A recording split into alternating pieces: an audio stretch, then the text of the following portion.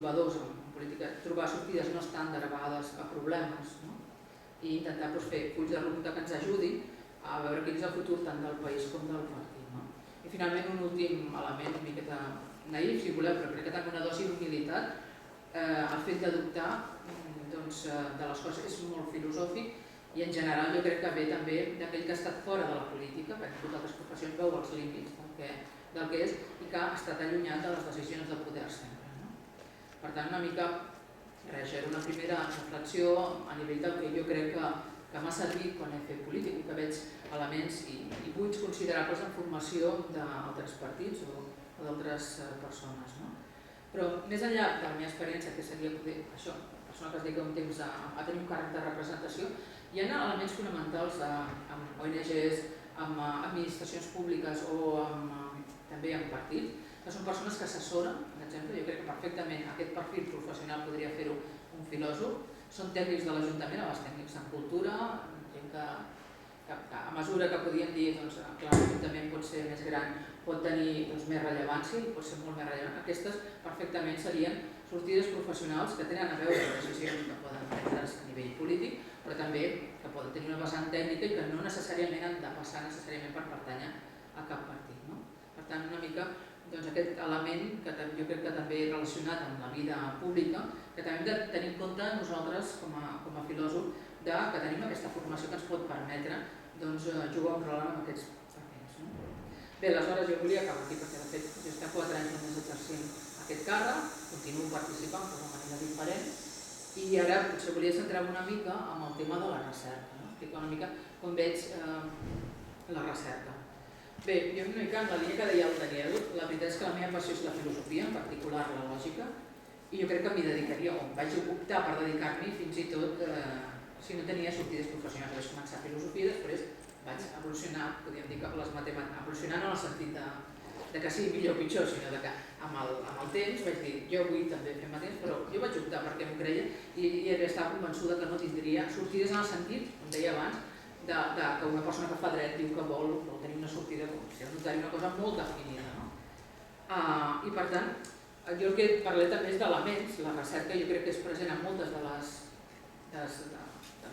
persones que parlen avui, dels professionals d'avui, però jo crec que per excel·lència, i per això estic contenta potser també de poder parlar d'això, encara que la paraula recerca s'identifica molt amb àmbits científics, aquí jo parlaré del filòsof, del lògic. Per tant, podríem dir de la sortida professional més clara, que és aquell que fa filosofia perquè vol fer avançar el coneixement en aquest àmbit i, per tant, podem posar l'etiqueta aquesta de recerca perquè dona un paraigua comú a totes les activitats que es poden fer en una universitat en aquest sentit, però nosaltres creiem que hem de plantejar-nos aquesta idea d'una opció clara és poder fer això. Després veurem, i aquí una mica també m'hauria de fer la reflexió de quins recursos hi ha, quines són les regles del joc a vegades per fer-ho dintre de l'acadèmia o dintre d'un centre de recerca. Però la idea seria, crec que malgrat que avui veurem moltes sortides, també una sortida clara i que si la nostra passió ens hi porta, ha de ser aquesta, és la de fer filosofia i de fer avançar el coneixement filosòfic. Bé, la primera és fer la reflexió en aquest sentit, fer recerca en humanitats en general, filosofia en particular, no és el mateix que fer-ho en altres disciplines científiques. A vegades és una recerca individual, el que està a la biblioteca fent un estereotip o que escriu un llibre o que fa una anàlisi de textos. De vegades implica, i que potser ha sigut el meu cas i potser posem més èmfasi per explicar l'experiència, doncs estar en un grup de recerca. Aleshores, a vegades aquests grups de recerca involucren persones que no necessàriament són filòsofs, recerques interdisciplinars, intenten resoldre un problema obert o intenten comprendre un fenomen social o afrontar un repte social. Jo crec que la nostra recerca no està basada en dades, en evidències, potser la d'alguns investigadors que col·laboren amb nosaltres, però la nostra no és així, com a ciències experimentals o socials, i per tant nosaltres fem servir en general humanitats, mètodes històrics, interpretatius o analítics per naturalesa. Podem, no sé, pensar de manera molt més general, descobrir nous significats per obres d'art, trobar nous camins per entendre interaccions culturals i el tòpic que el filòsof fa preguntes més aviat i és més rellevant això que no pas donar respostes, crec que és absolutament cert. En quin sentit? Quan treballes interdisciplinàriament, la persona que treballa, els col·lectius que poden ser informàtics o poden ser biòlegs o metges, etc. Molta gent té experiència aquí en recerca en diferents camps. No volen de tu que els donis la resposta. Segurament el que estan qüestionant és veure si han plantejat bé la manera de modelitzar, d'entendre el problema i per tant ja a nivell més pràctic possible els és molt positiu a vegades perquè tu el que fas és replantejar-los la pregunta que es fan, no tant que els donis la solució. I això mateix ja contribueix a donar una solució als certs temes. Naturalment no es pot plantejar, clar, jo he estudiat a fons Aristòtil o Wittgenstein o Russell, que sigui, ostres, com em qualifica això? Doncs això és el que és important que també anem descobrint. La mateixa manera que els matemàtics feien aquell discurs per relacionar les habilitats que tenen amb certs oficis en els quals pot ser rellevant aquelles habilitats, crec que és molt important que fins i tot el mateix fet de la recerca, jo crec que no ens hem de formar en una recerca aplicada, encara que podem fer-ho, però per resoldre temes nous que no hi eren en l'època de certs filòsofs com les xarxes socials, internet, els drets dels animals, l'ecologia o la salut pública, l'envelliment, nosaltres podem reflexionar sobre aquests reptes, però tenim les habilitats que ens venen d'un estudi profund de la història de la filosofia. Una miqueta jo reivindicaria això, no tant dir hem de fer alguna cosa específica, no, estem qualificats perquè precisament quan fem aquest treball interdisciplinar aportem una perspectiva diferent que ens ve de tota la tradició i del nostre bagatge. Per tant, podem dir coses interessants precisament. Una miqueta amb l'analogia que feia abans, quina relació entre l'àlgebra i els bancs, doncs, precisament potser si no haguéssim fet un coneixement tan ampli de certs sistemes de nombres o certes, no entrem en detall amb això, possiblement tampoc no tenien habilitats per fer algunes coses, però no necessàriament hem de tenir cap habilitat especial o se'ns ha de formar específicament per estar en un banc on fem matemàtiques. Jo ara simplement volia passar, per acabar una mica perspectiva utilitzant l'ordinador, de com és l'autònom des del punt de vista de recerca i quines oportunitats jo hi veig potser per treballar i que d'alguna manera ens poden ajudar a trobar interessant el tema de la recerca i després una mica la reflexió sobre la dificultat o no del que pot ser una carrera més de recerca. Jo crec que un tema interessant pels que esteu pensant una miqueta en continuar, a part de la relació que teniu amb persones que us han format, això que és una recerca més individual, una cosa que us convido a fer és, per exemple, entrar a la web del departament i veure els grups de recerca. Allà tindreu els grups una miqueta... Ara jo crec que no estan... Ara hi ha hagut un canvi en els projectes del Ministeri i aviat actualitzarem, però jo crec que essencialment podeu veure que hi ha diferents línies i quan hi hagi... Ara s'estan resolent projectes del Ministeri, quan s'hagin resolt ja hi haurà una actualització del web, però una miqueta, naturalment no estarem entre vos, però parlar amb els professors que tenim, veure quines són les seves línies de recerca, n'hi ha moltes, de variades, i totes jo crec que es centren en tota la docència que podeu haver vist. No hi ha res que hi hagi aquí que no pugueu fer quan acabeu un màster o un grau. Que teniu des d'ètica, estètica, ontologia, ciències cognitives, història de la ciència, lògica i intel·ligència artificial, que és la meva branca, filosofia medieval, estudis de la general. I que la idea és dir quan volem treballar col·lectivament. A vegades el nostre treball individual també es pot emmarcar en un projecte més col·lectiu, que a partir de seminaris podem treballar, doncs trobar un encaix dintre del que s'està fent al departament, una idea de com orientar el que nosaltres volem. La segona és una miqueta descobrir tot el que ens ofereix l'Autònoma. L'Autònoma, aquesta és la pàgina web de l'Autònoma, he pensat que més que una presentació voldria fer un petit recorregut perquè descobrim una miqueta algunes coses. Sempre diem que és una universitat de recerca, que és una de les millors a nivell de l'Estat. Una cosa que potser no tothom diu quan parlem dels rànquings, que sempre ara la gent quantitativament li agrada molt expressar-ho a partir de rànquings, és que de fet un dels nuclis de recerca més interessants i més importants i que pugen més amb aquests rànquings, paradoxalment potser per nosaltres, és el de les humanitats.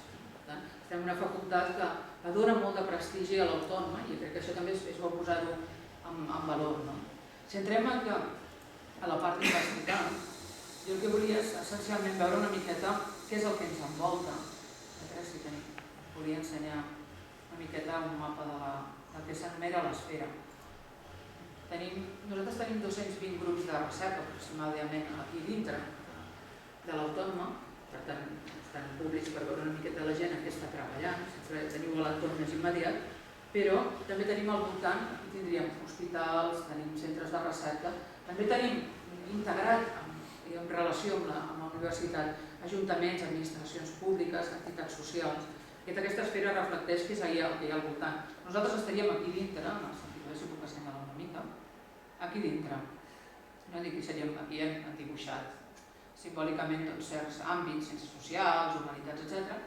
I a partir d'aquí tenim instituts que tenen molta vinculació entre nosaltres i aquí una mica podem veure això, tot a l'entorn, des d'instituts o centres de recerca més socials, el sincrotó, centre de visió per computació, per dir-ho una cosa. Per què us mostro també aquesta esfera? Perquè crec que, d'una banda, si jo defenso en sentit molt fort que el que nosaltres hem de fer és fer filosofia, en el sentit més clàssic possible del terme, per a aquells que creuen que hi ha elements que els motiven, va ser el meu cas, a treballar filosòficament sobre algun tema més, un repte social, hi ha molt àmbits on corren. Crec que el que vaig fer és anar, em va moure el tema de la intel·ligència artificial, vaig anar a treballar a un institut. Això no vol dir que ens moguem del departament per fer-ho, però que hi ha interrelacions. Aleshores volia ensenyar una mica visualment això i després una mica algunes iniciatives col·lectives, per si trobàveu alguna idea que us interessava aquí, són les comunitats de recerca estratègiques, que és, d'alguna manera hem intentat gent que treballa per resoldre un repte important social i que n'hi ha molta gent dintre del campus fent-ho, tenir un cert tipus de coordinació.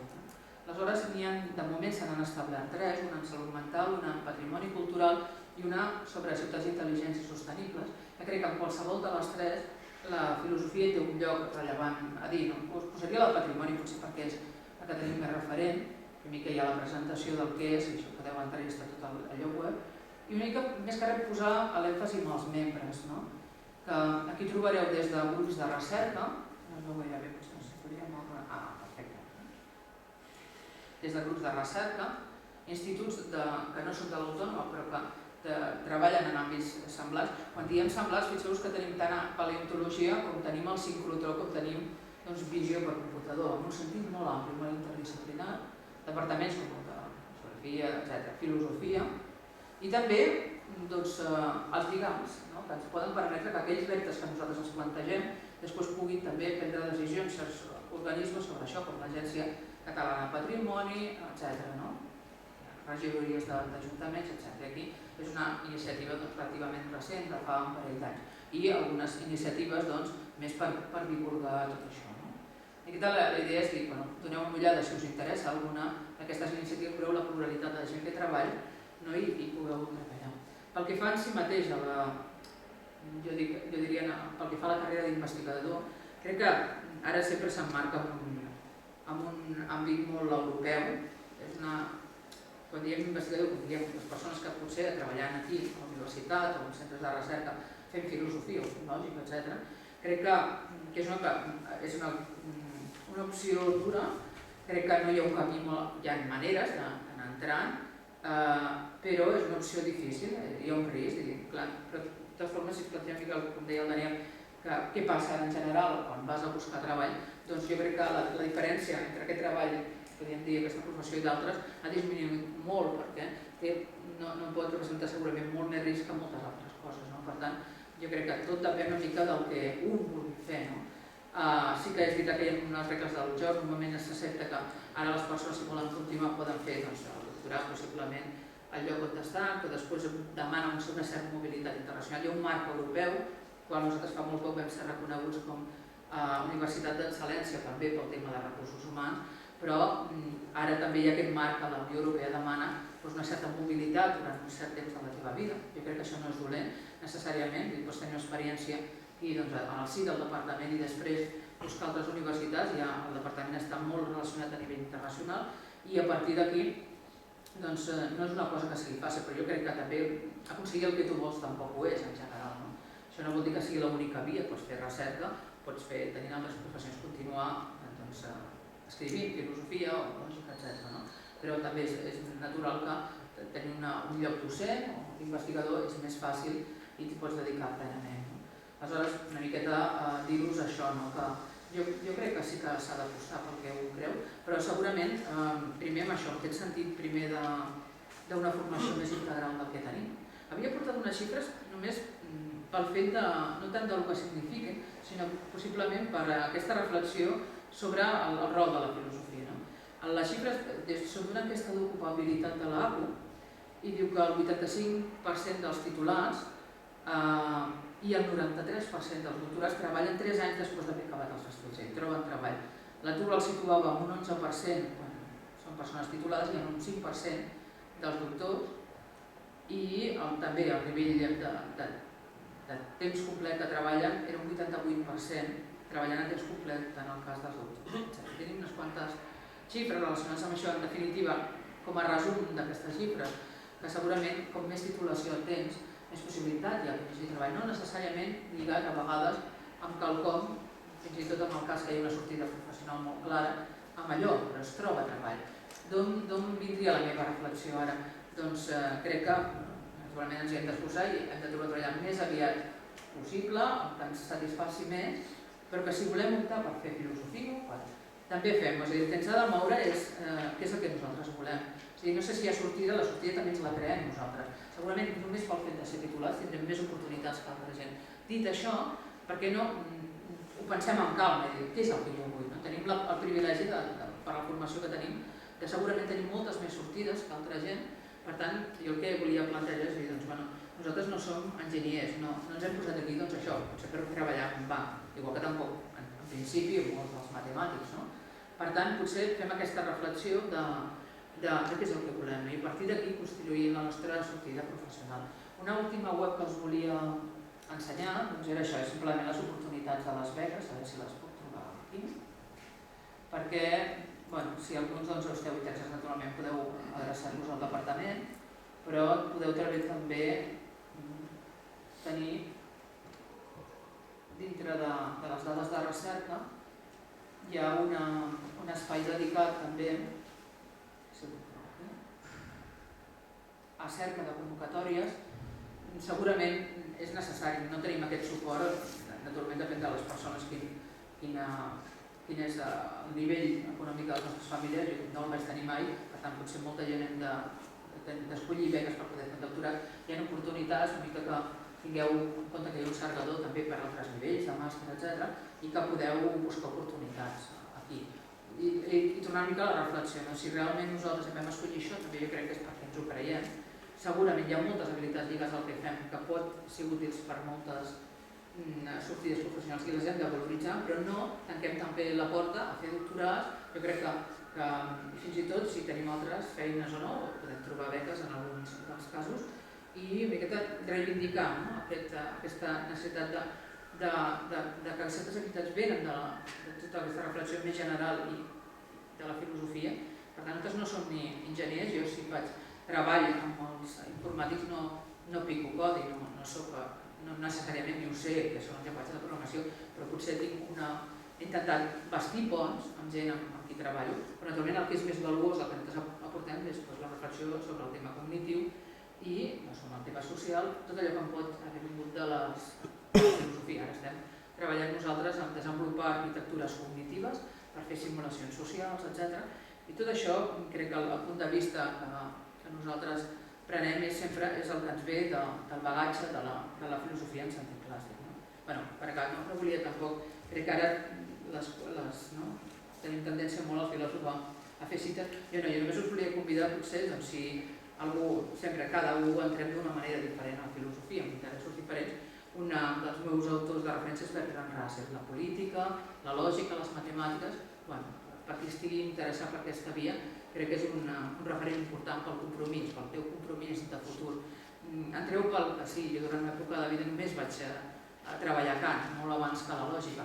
Jo crec que centreu-vos, jo us volia convidar això, centreu-vos en el que vosaltres creieu i construir aquest futur. I que després, avui, durant tot el dia, veurem com es pot articular a partir del que podríem dir sortides professionals, però sobretot el bagatge, els fonaments, els obtenim aquí i de reivindicar-ho sense cap mena de por. No sé si inutilitat, no sé si ens entenen o no quan diem això de la inutilitat, però bueno, perquè de fet